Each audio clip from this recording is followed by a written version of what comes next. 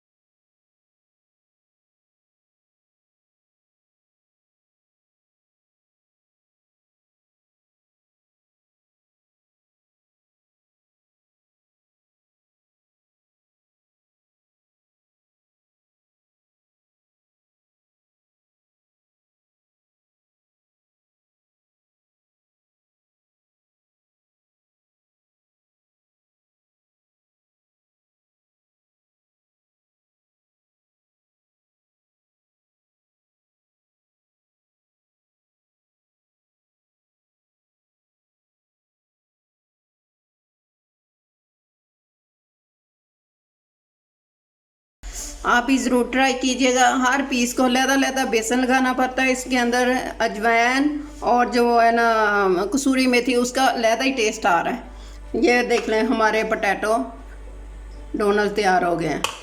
ये रोल मैंने खुद ट्राई घर किए हैं, तो देखिए कितने बड़े बड़े और खस्ता और क्रिस्पी लग रहे हैं।